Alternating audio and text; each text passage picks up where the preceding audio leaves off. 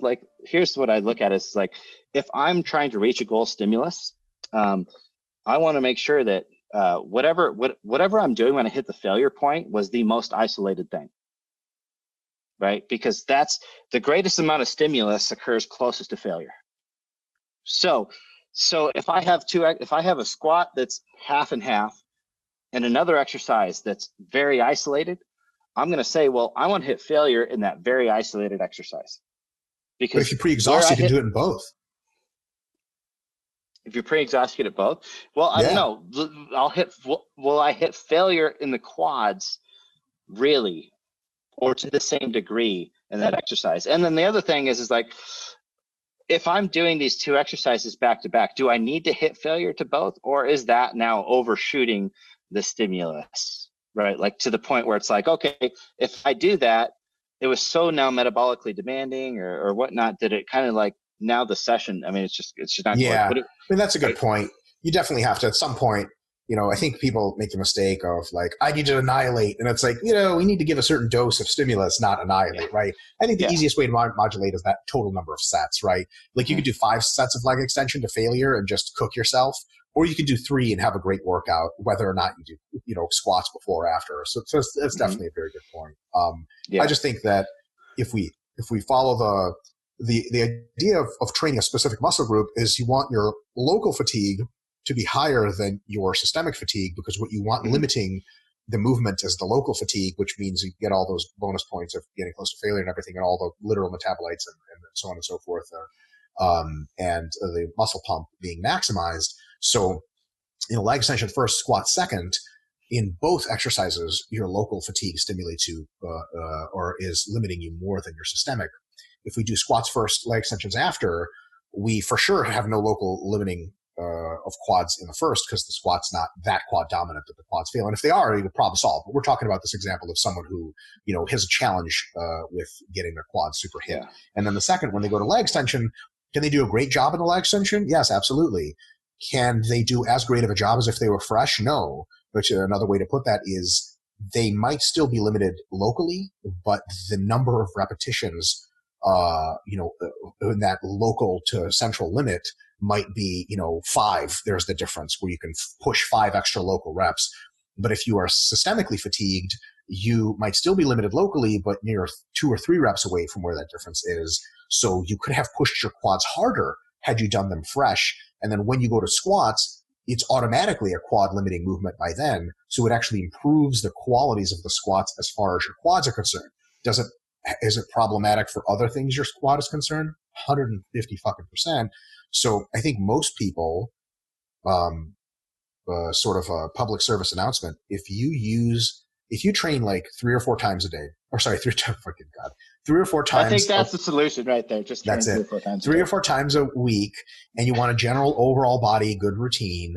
All this talk about pre-exhausting that Kassem and I just did is a waste of your fucking time, because you're going to want to hit muscle. You're going to want to hit compound movements that do justice to multiple muscle groups at the same time, because you don't have fucking time to do pre-exhausting shit.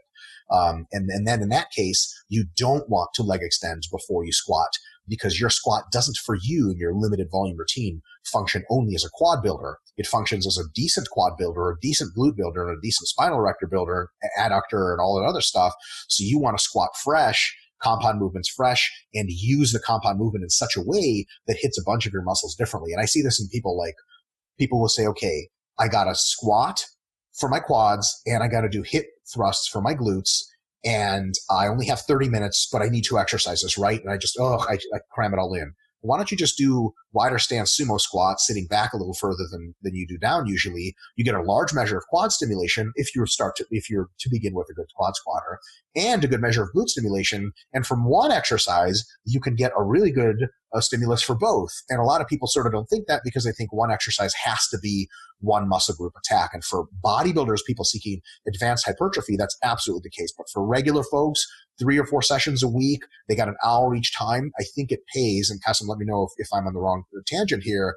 I think it pays to have compound movements that do justice to multiple muscle groups at the same time, bringing both muscles closer to failure. So for example, if you're doing chest and triceps in one workout, and you just don't have that many sets to do. I would like to see somebody do like a closer or medium grip bench that hits their chest a lot, but also their triceps a lot. Do that and do good check marks with chest and triceps versus being like, I got to do flies first for the chest and then switch gears, re-warm up and do extensions for the triceps. It's double the amount of exercise. So you end up pissing away twice the amount of time where you could have had one exercise that does a lot of diligence to both. Okay, hopefully I get this in the right order. So I think the solution, everybody, is that you do pre and post exhaust. So you do leg extension, you squat, and then you do leg extension again. And if that isn't good, then you just redo the cycle. Just right? quit. And just none stop of it training. matters, You'll right? never get big. Yeah. So, all right. So just to finish that topic, I mean, I told you that we found like from a workout or from a work volume perspective is that the post exhaust always tended to provide more volume of output. And we can kind of just leave that as like, well, we slightly disagree on. I will say is I use both pre and post exhaust, and this is where stimulus really matters. If I were to want to use a pre exhaust, like I wanted to do, the leg extension first and then go into the second exercise, I would say that's a valid tool. I just would eliminate the squat from the option. So that would be where I would agree with you is if we could do leg extension hack squat, absolutely, let's do it. That's actually going to be the best mechanically damaging way to do it because the second exercise is more loaded in the stretch position, which is going to produce more mechanical trauma. And that's going to be a miserable superset. Right. But if we had to squat, I'm going to do the leg extension second. I'll end my point there. In terms of the compound exercises, and then we start looking at like, okay, the squat, it's doing all of these things. Is that what I want to do? I'm great. Hopefully this is where Steve is happy with us going with these conversations. Feel 100%. free to like anytime. Steve's never happy. Right. So a couple things to consider with that, because I don't disagree with you, but I also think that that's not the way that you have to do it. And here's a couple things maybe for us to spin around. One is from a programming perspective, like if you program isolation movements the same way you program compound movements, well then 100% you should focus on using as many of those compound movements as possible. Because if you take the same rest intervals and whatnot between flies and tricep extensions versus trying to accomplish in that one, yeah, that's a retarded way to do things. Especially average like your personal workout trainer in America. Right? Yeah.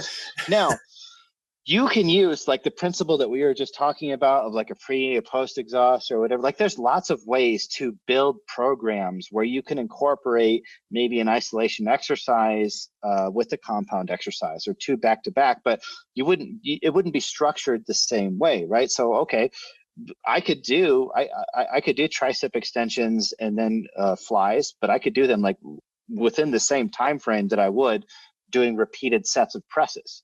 Is that more or less effective? Well, it really depends on kind of what I'm trying to get out of that from a stimulus perspective or whatever. Because if I do a close grip press, I'm not going to be able to load the pecs in as much of a stress or a stretch than if I were to do a fly and a tricep extension. So it depends on what the goal of that exercise. Like what's the goal of this set? Am I trying to load the pecs in a stretch position? How many exercises do I have? How much time?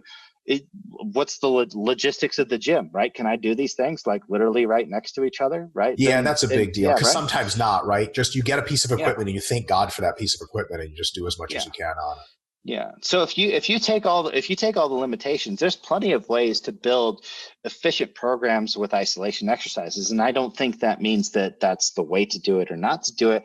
I think in order to define that, we need an infinite amount of context. But I don't like blindly saying that, like, okay, if you're a beginner or whatever, you have to do just focus on just compound exercises, because sometimes that just doesn't work for somebody. Either they're not structurally built for it, either they're the person that when they press the thing does this or whatever. And I'm like, I would rather stick you in the pec deck machine because I know like today you're going to get pecs, whereas this is you're going to end up on gym memes or whatever instead. So like looking at that, and I also think that, and I think this was like I think a podcast from like 2017 where you said you were interested in listening to people talk about why compound exercises worked better, but not interested in people arguing the opposite. So I will give you both as a compromise in terms of my thought process of those, right? So with compound exercises, the one thing that we always have to consider is that same thing that we were talking about with like the squat under pre-fatigue. Like in compound exercises, we have more flexibility between individual reps. So if you look at if you record EMG, which EMG, but whatever, like you do all the measuring tools on somebody doing a squat and they do a set of 10. 0 of those reps may have been the same, right? Like no 2 reps may have actually mechanically been the same. The amount of hip flexion and knee extension at any degree of that movement may vary. Like the body comes up with a slightly different solution to the problem every time based off of the load, the pre-fatigue, the way you wiggled your big toe or whatever. It's all slightly different. So when we look at compound exercises, we have these buffers to use all of these systems of like chest, triceps, coracobrachialis, anterior, like all of these things can kind of allow me to become competent at this compound movement. So as a beginner, I can get that. Obviously, then I have this global stimulus across all of these things. And so when we take somebody that's not extremely neurologically efficient, this is essentially training wheels for exercise. It's our built-in training wheel system for exercise. When you look at isolation exercises, the degree of skill that it takes for us to move in isolated movements is much higher because, one, it's not a natural movement, and we don't have all of those mechanical buffers, right? Which is why, you'll have people get competent at a dumbbell press or like a barbell bench press, but they might have a much harder time with an isolated like lateral raise movement that'll take them a long time to actually make that movement consistent and look the same. You're talking about free weights? Yeah. Right. So we have mechanical buffers in there that basically allow us to have an easier neurological solution to every given rep, right? So the competency, and now I'm not when I say competency, I'm not saying that you're going to be in the Olympics, doing a overhead snatch or anything, or you're going to set a powerlifting record. I'm just talking like basic training competency. Those compound movements, we have that built-in kind of system to be able to tolerate those because each rep can vary a little bit. But like if you look at say a preacher curl, which is a very fixed, isolated movement, right? The only way for me to progress in that is, I just got to get better at motor unit recruitment. That's going to be the main driver. There's a little efficiency that can happen with, improving co-contraction and stuff. But the main thing is I just got to get really good at contracting more motor units out of those elbow flexors. Whereas a press, there's a skill set that can evolve there. And as I fatigue, I'm able to shift. I'm like, okay, pecs are getting a little fatigued with almost imperceivable to the eye change. I can recruit a little anterior delt more or a little tricep more or whatever. And I could take that muscle to a greater degree of fatigue and stimulus where a completely isolated movement, you're done, right? Unless you are that person that the exercise provides you the ability to push through and do partial reps or whatever. You can do forced reps or drop sets or whatever. So we have kind of this built-in almost like a drop set system to compound exercises because we can get these synergists to start to come in and carry that more. Sorry if that was a very long worded, simple explanation for one of the reasons that compound exercises prove to be anecdotally more effective. What else was I going to say on that? I think I wonder if that's true. I always thought that compound exercises were more technically demanding because they're more complex and have more degrees of freedom. Thus, it's easier for a person doing an isolation exercise to just not have to think, like you said about the leg extension, and just crank away and to make that muscle the limiting factor versus if they're trying to target, let's say, their quads with the squat, they might have a bunch of different ways to wiggle out of that. And they might even have trouble wiggling into the right technique so that they reach technical breakdown and instability before local quadriceps fatigue. And for that reason can just become so unstable that reps are no longer very similar or even safe. And then at that point, the quads are not as effectively stimulated, potentially with a compound movement as they are with an isolation. Yeah. So again, let's add more context to this. So one is, so we have the squat and we say, okay, well, what is the proficiency of the squat? And is a compound exercise technically more difficult? Yes, especially when we critique that technique on what we want the squat to look like. But if we say the squat is the process of going down and coming back up, and it's like, well, is it quad, is it hips or whatever?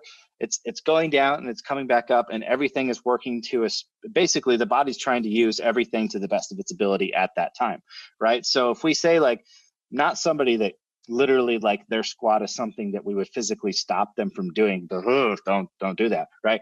But they can do the down and up without any safety issues, right? That's where these built-in buffers really come into play. And when we look at the context of a beginner, they may not need to do a quad dominant squat to get enough stimulus in their quads because their threshold for stimulus is so low, right? It takes so little to get stimulus, right? Now, as you progress, the thing that happens as you progress is your technique also progresses with that.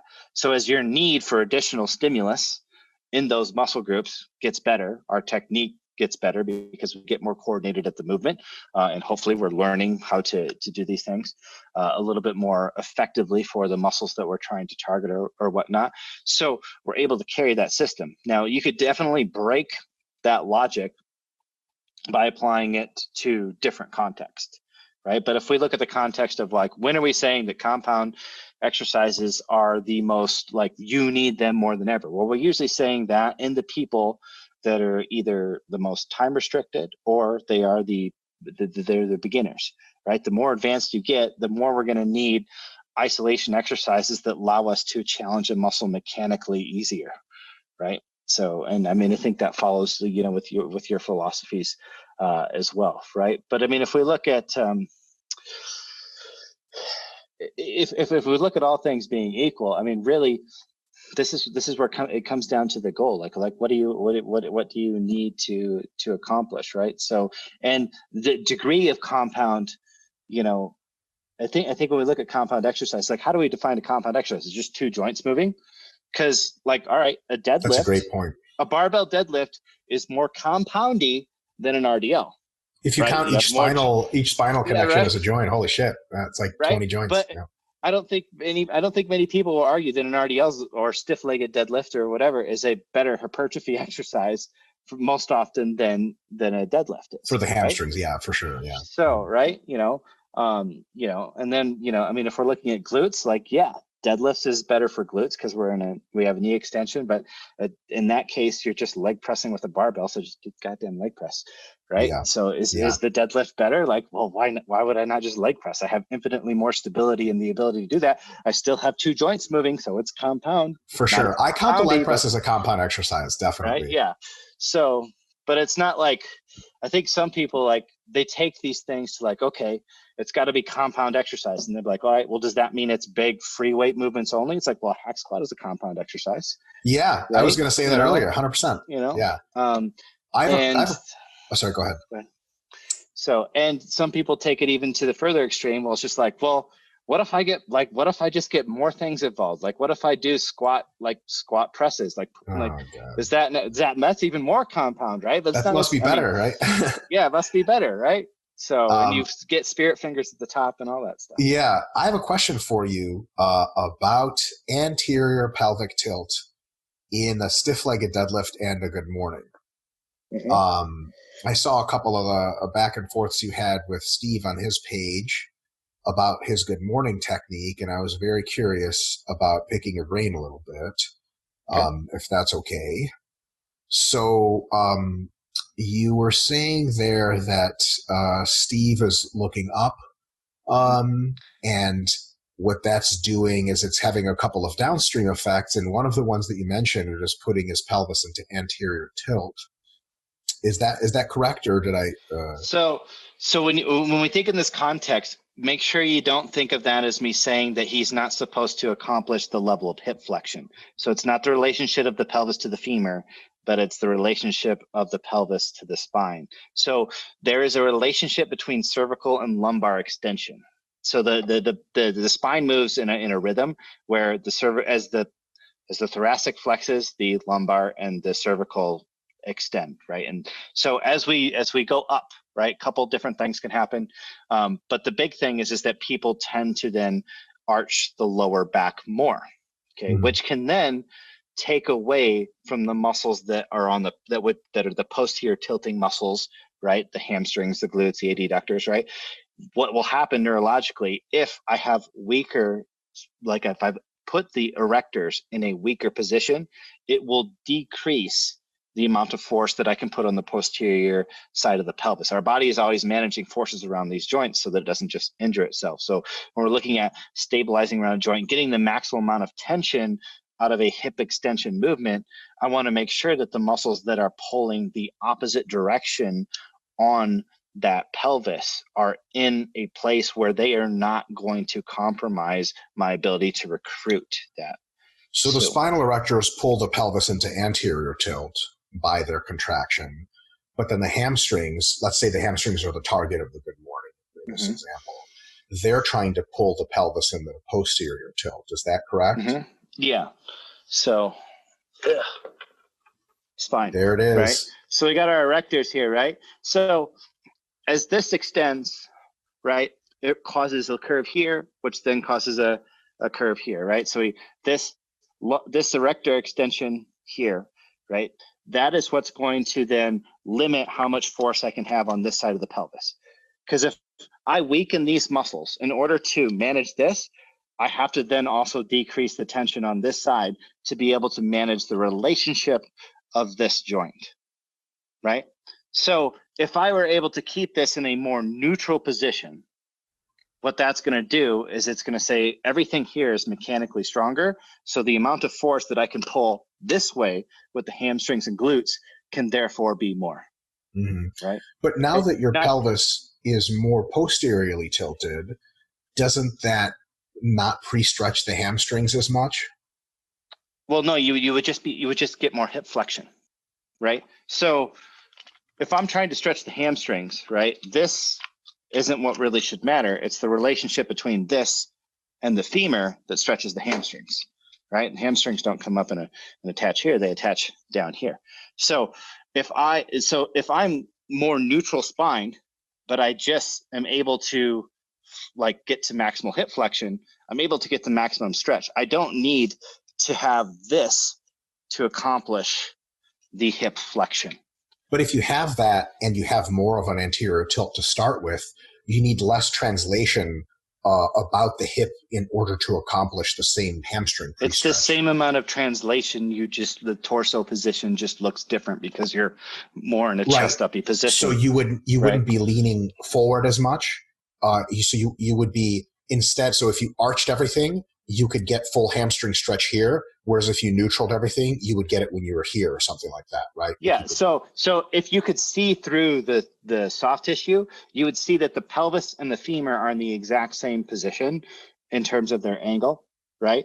It's just that the torso would look slightly different. The other thing is with the neutral position, because you'd be a little bit further over, your butt moves a little further back, which actually loads the hips more.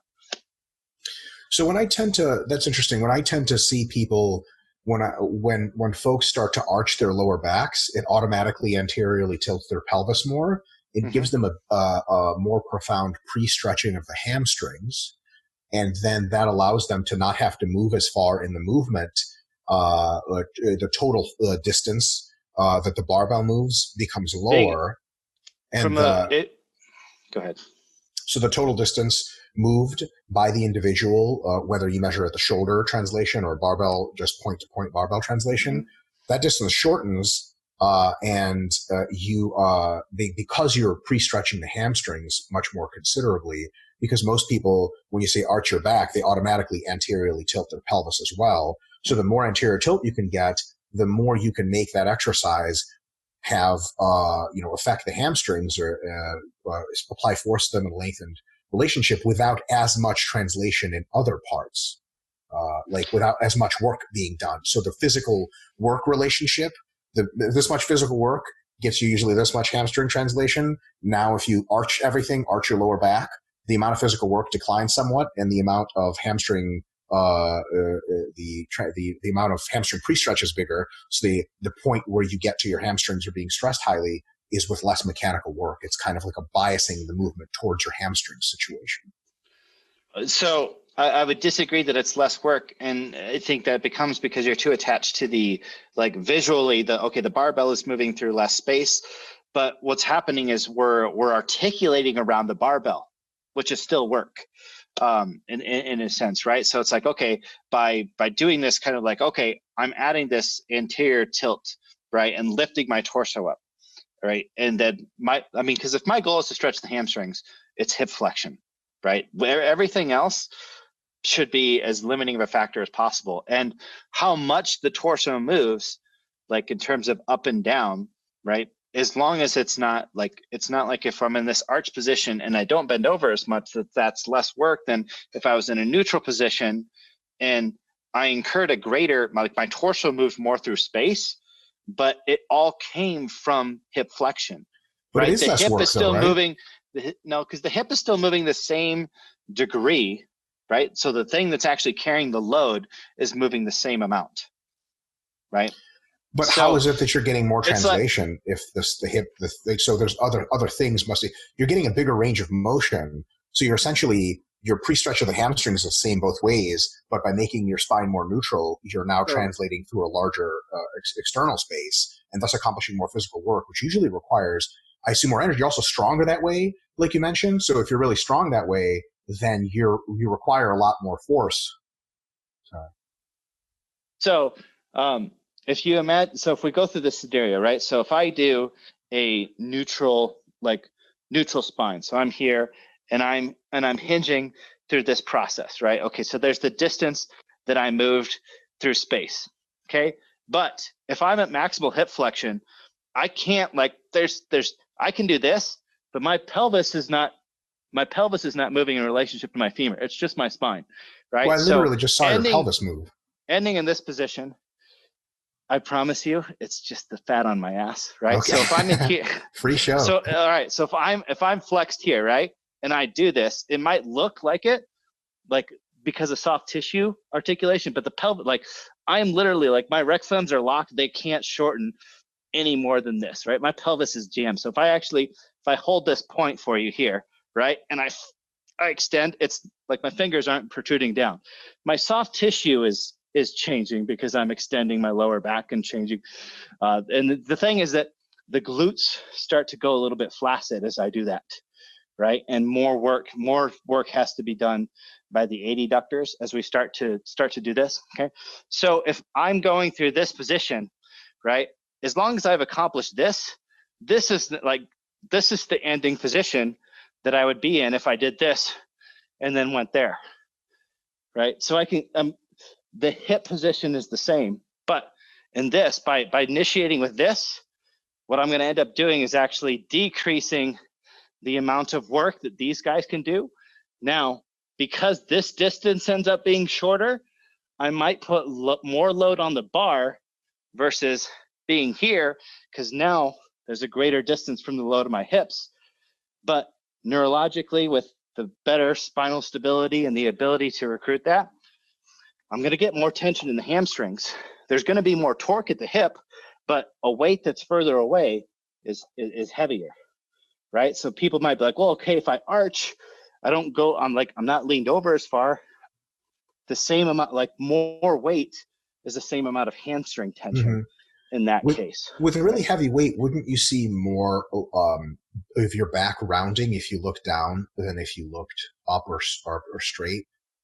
No, so yeah, that's the thing that people think is they think that this, like, having their head up is somehow holding them from rounding over, and it's not. Like, looking, like, the act of, like, you wanting to do this does prevent rounding, but having a neutral spine and just pulling your spine back, like resisting flexion, is actually stronger. Like, you can do this in any test. You take somebody and you put them in this position, right, and you have them resist flexion versus you put them in a neutral position. They can resist tremendously greater flexion force with the neutral spine than they can with a lumbar extended and cervical extended spine. So I've seen at least one study that shows that extensor stimulation, extensor contraction is enhanced with a head back position. So your spinal erectors have a higher EMG if you look this way than if you look straight. Yeah. Well, every muscle has a higher EMG when it's shorter. Okay, but the actual act of shortening it is what contracts it. So when it's contracted, it also getting stimulus then. If I measure a muscle with the same amount of force in a lengthened, a mid-range, and a shortened position, then this is where you can just take so much of the EMG stuff and just throw it out, right? Is as the muscle shortens, right, we have more sarcomeres need to be shortened regardless of the load just to maintain the shortness of the tissue, right? So more motor units have to be recruited for the same amount of tension for a muscle to be shorter. Therefore, its EMG rating is higher. So you would say that's an artifact of EMG. But that's an artifact of EMG, right? So that and alone, so like, I mean, we can just sit here and just pick apart all of these exercises that when you break down the biomechanics and the physics, the EMG being high is actually an illustration of how shitty of a movement it is. Because if you put a muscle in its weakest mechanical position, which is very short, or you put it in a compromised position where the joint mechanics aren't fluid and it has to have a guarding, all of those will give you a tremendous EMG thing that says, oh, this is awesome, this is amazing, right? And it validates a ton of exercises that are actually, but the data is actually telling us the opposite, right? So, well, you mentioned it earlier, so I'll mention it. So, sumo deadlift for glutes or sumo squat for glutes, right?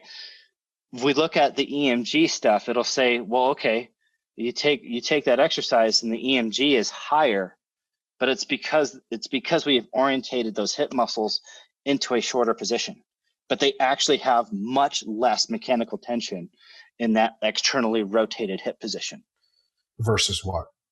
Versus like a more shoulder width style deadlift, right? So like being in this plane of motion versus out here, right? Like this kind of like knees towards the shoulder position of a leg press, or like a slightly wider than shoulder width stance squat is going to be way more glute than a wide stance sumo squat or a sumo deadlift. But the EMG is going to tell you otherwise, simply because a lot of those muscles around that hip are in a shorter position as we externally rotate it. And how do you know it's more glute? How do we know it's more glute? This is where the physics in the so if we look at our guy here again, right? And I have a femur in here somewhere, right? So we're speculating to some extent, yeah. I guess. Well, okay, so here's the thing. And this is where the podcast will have its limitations, is if we're looking at the physics and we understand how the nervous system works, right? Because we have to accept that our ability to measure these things is limited, right? Sure. But we're not really speculating physics, right? I know if something has a certain moment and the lever is this long and I can look and analyze the forces around the joint, I can say that, well, this muscle is going to be extremely efficient at producing tension in this vector because I have the anatomy, I have the origins of the insertions, I have the soft tissue, I understand how the nervous system works. That's the where efficiency of tension production, though, doesn't really say how much the local muscle is exhibiting. So the local muscle can be having a massive contraction, and the intramuscular forces can be very high at a very poorly leveraged position, but it'll just have less of an effect on a total lift. Whereas in a very well-leveraged position, the muscle can be even more poorly positioned to have its own contraction, which is what counts for hypertrophy, but it's so well mechanically leveraged it accomplishes a great deal of external work. Hey guys, hope you're enjoying the podcast. Just wanted to take one moment of your time to actually talk about our coaching services over at Revive Stronger. We at Revive Stronger, we offer an incredible premium personal coaching service just for people like you, and I know you will love it. Do you want to work with us? Here's what I need you to do. Head over to revivestronger.com. Go up to the coaching tab, click on online coaching. Once there, read through the requirements and what it takes to be an online client. Once finished, hit apply now and you're only one step away from applying to our services. Fill out the Google form and you're done. And that was basically it. A coach is going to reach out to you shortly, and then it's Team Revive Stronger. So that whole, the logic of, okay, if I have a muscle that's involved in this exercise and it has a poor mechanical advantage, then what happens is my nervous system is going to use the least amount of that as possible. And it's going to use as much of what does have the mechanical advantage. That's essentially how we become efficient at any particular movement, right? It's just two things that happen. One is my body learns when to use what as an agonist, right? So throughout elbow flexion, at the bottom of it, my brachioradialis has better leverage than my brachialis and my biceps. So it's going to use more of that in the first 15 degrees. And then as I start to get up, it's going to start picking up those other elbow flexors. It's going to use the best solution for the job at that particular time. And it will bridge over to using the other things as needed, but it tries to do things in the least costly way, right? And this is one of the reasons where, you know, when we're training closer to failure, et cetera, that a lot of times some of these things become like we're able to accomplish like more broad stimulus as we get closer to failure. And you'll see that on like a maximal contraction EMG will be very different than a submaximal EMG, because at a maximal, it's like, okay, at this point in time, your body's trying to use everything that's possibly available, but that only happens at the greatest degree of failure. So when we look at the volume of work that's done in a basic bicep curl that's, you know, being loaded in the middle position, because that's where a dumbbell would be heaviest if we were doing it in a controlled tempo. Well, the thing that's going to get the most volume of work throughout that set is the thing that has the best advantage in that position. So when we look at, okay, if we have a muscle and it's disadvantageous and mechanically here, our nervous system is going to reduce the amount of that that's used in that exercise for as long as possible. So if I want to target a specific tissue, I want to pick an exercise that puts what I want to use as the best mechanical solution to that resistance, because then it's a no-brainer, literally, for my nervous system to say, this is the force producer, this is who's going to expend the most energy, and this is who's going to get the most volume out of that set and go to the greatest degree of failure.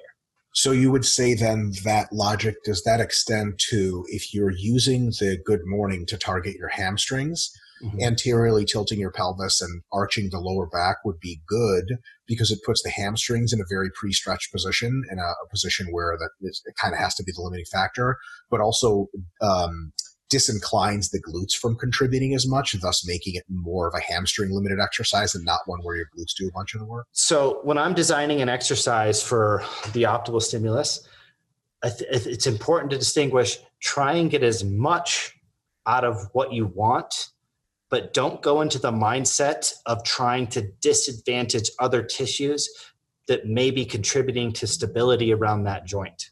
Because that then can lead to a form-based failure, injury, poor motor pattern development, et cetera, right? So if we intentionally destabilize the pelvis and, okay, that's less glute, so it should be more hamstring, well, my nervous system is going to try and solve that problem too by just trying to allow us to create less torque around Does the anterior tilt destabilize general. the pelvis? I thought it stabilized it, like you squish into anterior tilt.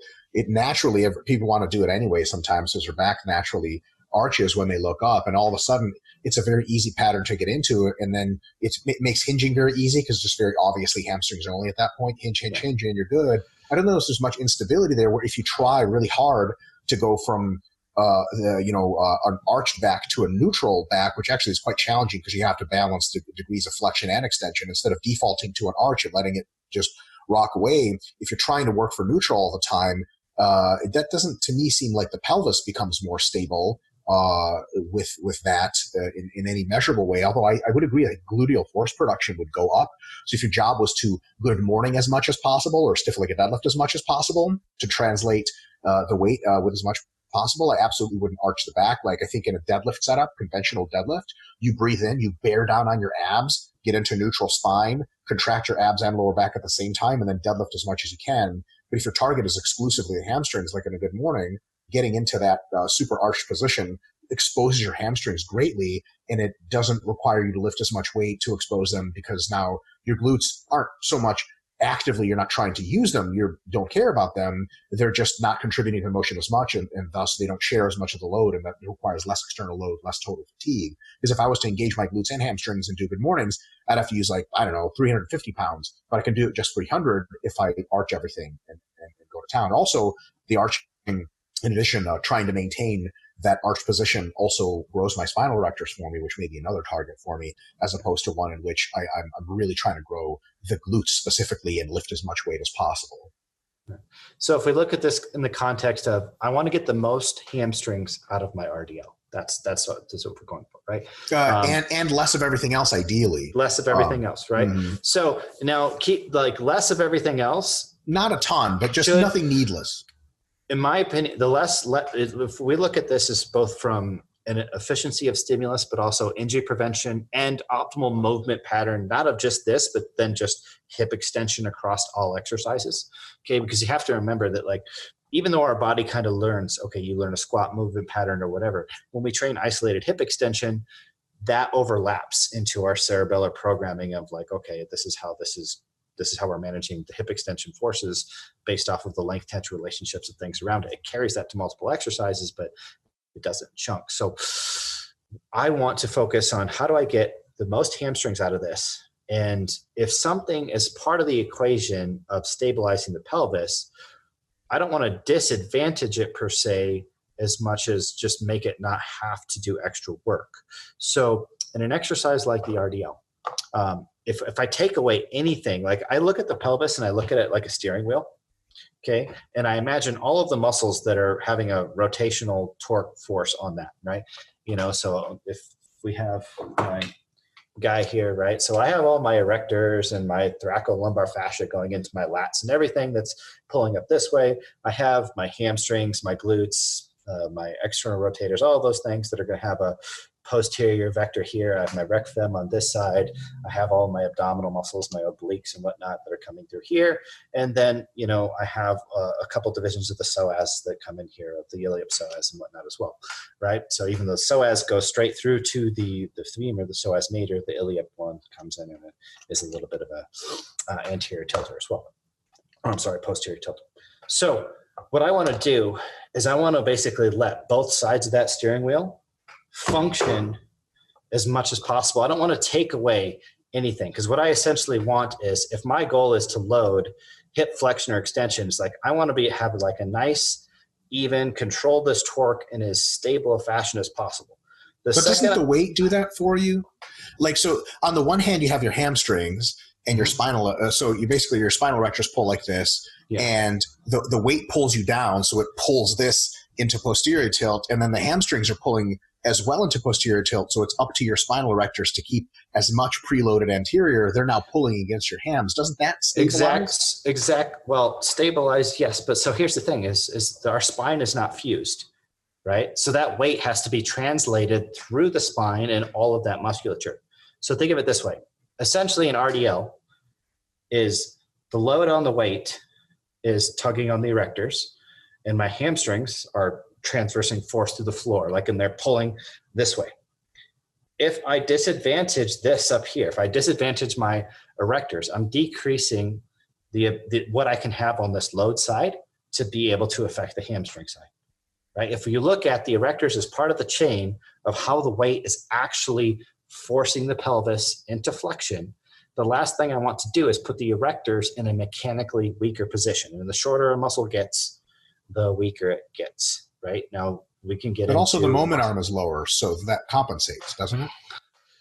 It compensates. Well, this is where individual context. Because what if somebody with an arch back can get to parallel to the floor?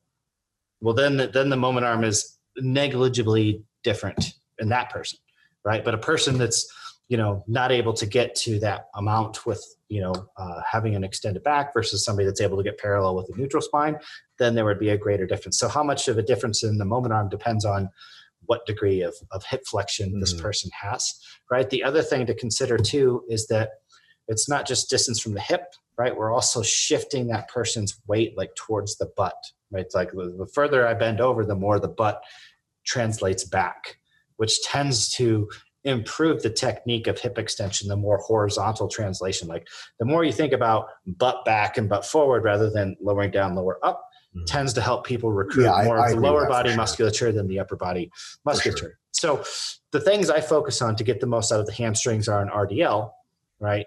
Is I use a neutral spine, but I make them focus on maybe like preloading the heels, like shifting their weight back and then driving the butt back, and kind of just let it, like I try to get people to have that upper body be almost unconscious, right? You don't coach tell them to anteriorly tilt their pelvis on purpose. No. So I coach neutral, and I take advantage of the exercise's elements, meaning that the terminal portion of an RDL should be at a fully lengthened hamstring, right? So that should be the thing that stops the movement. Okay. Sure. Okay. So in that case, if I emphasize that position with pauses or maybe quarter reps at the bottom or whatever I want to do, like I take advantage of the fact that that position right there is hamstring stimulus over everything else. The glutes aren't in a fully stretched position, so they're not under near as much mechanical stress as the hamstrings are there. And the hamstrings now in that stretch position have no choice but to resist that force, right? And the other thing is, if you go low enough, definitely. Right? At the bottom, so the other thing to consider is as we bend over, the origin of that hamstring gets further away. So the moment arm of the hamstring, so its mechanical leverage gets greater the further I bend over.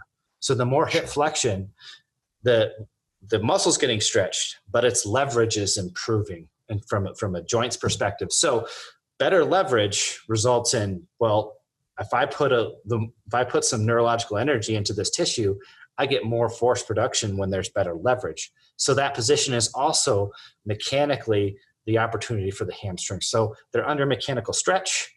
They're mechanically the most like efficient thing to use, right? So there's a lot of reasons for my nervous system to say, this is a great position for the hamstrings. There's the whole, like, well, you can feel them when they're stretched. So improve mind muscle connection. Okay. But you can feel them more when you anteriorly tilt, right?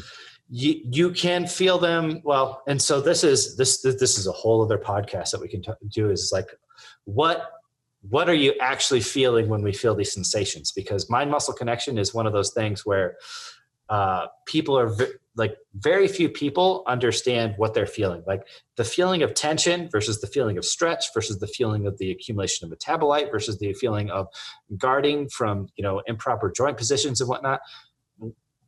Very, very gifted people can't distinguish between what that sensation is. And the other thing to understand is that the majority of the time we have a sensation, it's not a good thing. Like imagine that your body gave you feedback when everything was working properly. That'd be a complete waste of neurological energy, right?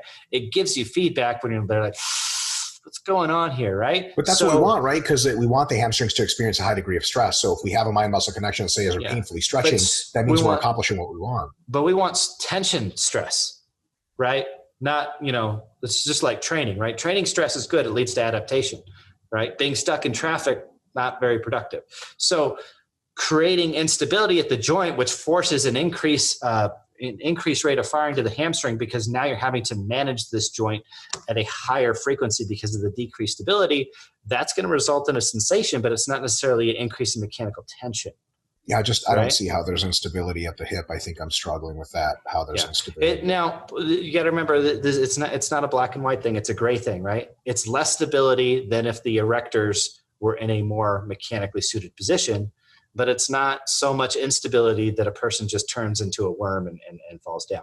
And when we're talking about taking somebody to failure, that's where this stuff really starts to matter, right? So, and then the other thing is just the overall safety of, the spine and whatnot. And so, the spine's, when it's lordotic, it's very safe, right? So, well, yes and no. So this is where you can look at all the individual joint shears and stuff like that. And so I have a little guy here too. I have lots of props today. I didn't know. Damn it! I wish I had props. Yeah. Steve, where are my props? So when you think of when we have an extension based or lordotic based curve, right? It makes it easier for this stuff to pull up, right, and resist shear downward, right? So in terms of this downward shear force, it is more stable. But what it does do is in this position is we have more of this compression, like it's more discompression per se. And the fact that that's less, right? Because it pulls the discs apart because the spinal musculature attaches on top of the spine. And thus, if you arch the back, then the compression decreases, although the compression through the intervertebral disc goes down, but the compression through the facet joints hypothetically would go up, right? Like so if they touch. There's no position where you can other than actual like deloading the spine. Sure. If you put force on any one side has to close for the other to open, right? There's no way to get both sides to open, right? So that's like if there's more force this way, right? This gets shortened, this gets expanded. If there's more force this way, it's the other way around. Well, if we contracted the abs with the spine at the same time, we would compress both down at the same. Yeah, that would be this, but that's a neutral spine. Mm-hmm. But there's more chance of that causing a problematic herniation than if the spine was in a lordosis, right? Because the herniations generally occur that are anterior or asymptomatic. So there's not more posterior. Here, but there is more here. Which so you don't want to round the back for sure. Yeah, right. So we can agree that rounding is bad, right? Yeah, that's actually what this is for, right? Oh my God, show that right? has put the fear of God in you. Good God. Okay. So I mean, you don't need to tell people to extend their spine. You just say, don't flex your spine or the bad things happen. So, I mean, so here's the technique that we use to maintain neutral. So without overextending is we simply actually, instead of looking up, we pull the chin in and do this, right? So it's more of like, I'm still kind of translating back, but not an extension of like from the head, like from the atlas occiput up, but more from this perspective. And when you do this, what you'll notice is that the abs automatically come into play to follow that, right? It essentially, that's the closest thing we can get to doing this. So if you guys want to do a little drill, right? So you're sitting there or whatever. Okay. So if you look up and you just arch your low back, you'll be able to arch it to a certain degree, right? Like a shitload. Okay. Now, if you take your chin and you kind of like pull it in and up, right? So we're not flexing. We're just kind of doing this, right? Now, if you hold that, like, and continue to like almost like drive this part of your head like up and back, you'll notice that like you can't really leave that neutral position by very much, right? And so that's what we use as the cue for people is like, okay, I want you to maintain a neutral spine, right? How do I get that to you without having to show you like, well, this is a neutral spine, and having to be like aware of where your body is in space all the time? It's like, well, if instead of me cueing you to maintain this posture by doing this, I have you do it by doing this. What it does is it creates us like, okay, I actually like stop kind of, if you think of like that little chart with all of the like little like neutral spine, there's a green and then a yellow and a red, whatever. Basically it says like, okay, we're moving in the green. Sure. You know, so is there a degree of extension at the lumbar spine? Yes, because neutral does have a degree of lumbar extension and a degree of cervical extension. It's not like we're literally saying, oh, what's neutral? Well, it's this straight line. It's no, neutral is going to be this, right? But not this. If that makes sense. Got it. And so that's what I'm trying to achieve is the greatest. I want to make sure that the spinal muscles are having to work the least amount to produce torque on the hip. So if they're in a mechanically favorable position, they can stabilize the pelvis and provide the torque from that load as easy. And it's going to be less systemically and neurologically demanding, because the harder the spinal muscles have to work, that's what fatigues me. Like that's what produces the most systemic neurological fatigue, is the more I have to actually produce work around all of those spinal muscles. Okay. I got one last question for you, and then I'm out of questions. Do you think Chinese weightlifters would be better off not looking up at the half tail end of their squats when they're coming up? Or do you think they would be better off looking forward or down? Or do you think the thing with weightlifting is the catch. So this isn't a high bar squat. Right. So, well, I'm saying though, is that like, why are they high barring squat, right? They're not high barring squat to high bar squat. They're high barring squat to improve. For leg strength. But leg strength and what? Like their sport, like literally make the legs stronger. Their sport is weightlifting though, right? Yeah. right? Which all their movements end in the catch. So, I mean, if you just isolated it from a training perspective, absolutely, with a more neutral head position, that would be the way that I would train them. But when you look at the technique they have to use when they do their clean and snatch, with everything that ends in the catch, right? There's a certain benefit to kind of already being in this position to get to here, right? And it's really about speed of getting into that position when you look at the technique of the lift. I mean, technically, you want to talk about Olympic lifting, it's not actually about how strong you can lift the weight up. It's about how fast you can relax and get down. That's what makes a great Olympic lifters, is how fast you can get under the bar, not how strong you are lifting up the bar. Which both, right? Yeah. I mean, both is good. But the guys that, I mean, you look at the guys that do like a ridiculous amount of body to weight ratio, right?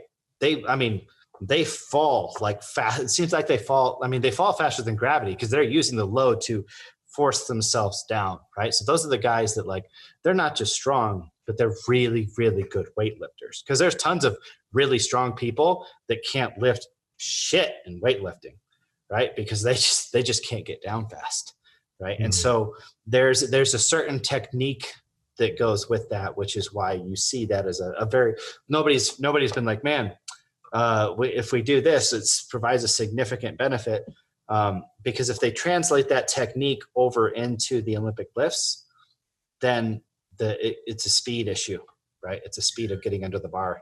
So you don't think, like, if they played around with the neutral position and they realized that they could stay as upright and squat more, you don't think they would catch on to that sort of thing and try to do it? Or, I mean, if you're asking, like, if I was taking over the team further away from competition, absolutely, that's how I would have them squat, right? Like any performance athlete, closer you get to competition, more specific your lift is, further away from competition, the more we can focus on lifts that may be mechanically better but aren't as specific to the activity, right?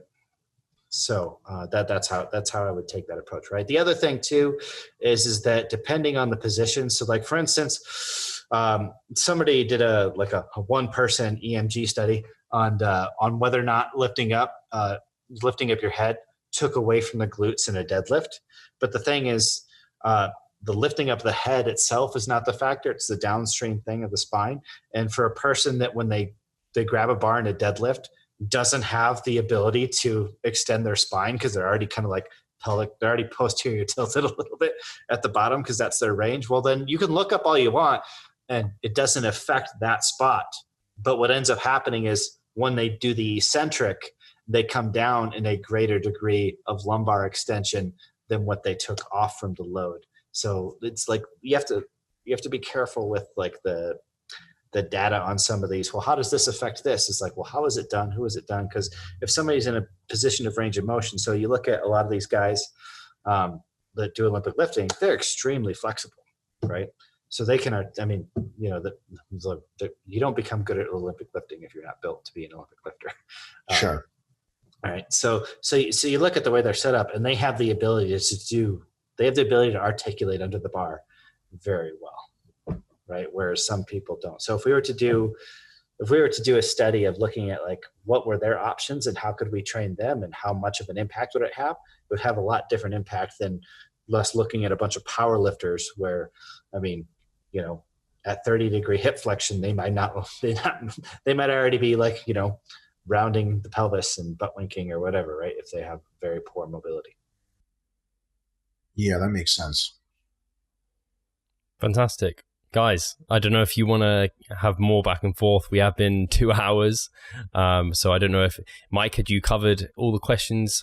I'm good to go. I think you guys probably could talk, and I even have more things that I could definitely throw at you to have discussion about, and maybe we can schedule another call, because I think whilst like people might consider some of the things you're talking about like minutia and small details and maybe not like super helpful in some ways, like you said, the squat, don't just maybe not pick the squat. I think the back and forth has been really, really helpful just to kind of ease out and squeeze out some potential kind of differences in how some of these things are. And I think probably the big take home that both of you will probably agree with is how exercise technique and exercise selection needs to be individualized, and especially when you're not a power lifter, you don't need to have the squat, bench, deadlift. You can pick a hack squat, or you can pick a cable fly and a dumbbell press or something like this. So yeah, I want to say a massive thank you to you both for coming on. And I don't know if you've got any other closing comments you want to make. For that powerlifter comment, I will say, and because we have a top 5, I think he might be ranked 6th now because he isn't competing well, powerlifter, but he would agree with this, is that exercise selections, like just because they have to do those lifts doesn't mean that they can't progress those lifts better by using exercises that will fit them better, period, right? So we have guys, the power lift that, maybe they're not built to deadlift, right? They got short arms or whatever. We got guys that aren't, like, for them to do their meat level squat, there's some joint mechanics being violated at that point in time. They don't need to train like that year round, right? They need to be prepared for that close to the meet. But, if they're not competing for, 6 months or whatever, they might have like a good 3 months where they could focus on exercises that really suit their structure, really overload the muscles mechanically, build up those parts, and then put them back together with the actual meat-based technique. So I don't think there's any population that can't benefit from trying to find the exercises that work for their body, regardless of the sport, right? Unless you compete every day of your life, right? I mean, there's got to be a time where you can focus on taking advantage of what your body has and using that to make your best improvements in strength and hypertrophy. Very well said. That's a great point. Mike, anything else you want to finish up on? No, that was a great last point. I think that's about as good as it gets. Awesome. Yeah, no, it was very good. And I want to make sure, obviously, hopefully people know where to reach out to Mike over on Instagram and on Renaissance Periodization. And we'll make sure that's linked below. But for you, Kassem, is there anything you want people to kind of, if they want to learn more about N1, where they should head, or to find out more about you, where you're most active? Yeah, so I mean, we have our Instagram n1.training, which is basically where we have just tons of exercise cues and little biomechanics tidbits. And then if you are a professional in the industry, we do, we have courses and stuff at n1.education. So we've kind of separated our stuff there, so you can kind of, check those out, and there's corresponding websites, whatever. If you want to follow me because you like my personality, go ahead and do it. But, if you just want just the information and zero Kassemisms, then follow the other pages. Fantastic. I'll make sure that's linked below as well. And as always, guys, thank you so much for listening, and we'll catch you soon. All right. Thanks, guys. It was a pleasure.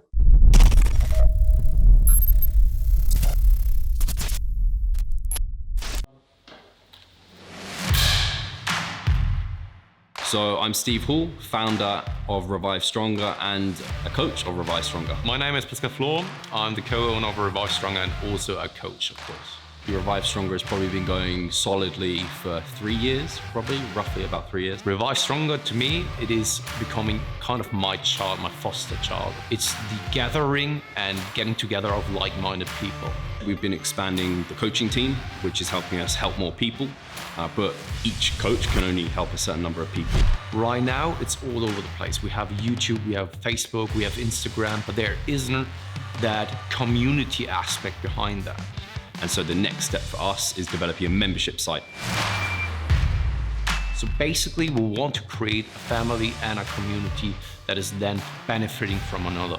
A really cool community for people within our little niche is going to be a website. They will get early access to our podcast. You can access us, ask us questions. The community aspect, we have a forum there. You can ask questions, but also you can log your journey. There's also going to be courses on there. Courses, presentations on different topics. Discount of past seminar footage. We will log our journey as well. We'll start vlogging. We're going to have documentaries. Our entire athletic journey. Furthermore, they get access to an exercise video library. The exercises that we love for hypertrophy and maximizing hypertrophy, we're going to go through those in depth, telling you how to execute them. We kept them concise and also mobile friendly so that you can watch them in between your sets. I'm super excited to grow this community. The amount of value that we're going to be delivering is huge, and I'd love you to be part of it. You will get so much out of that. I'll see you inside.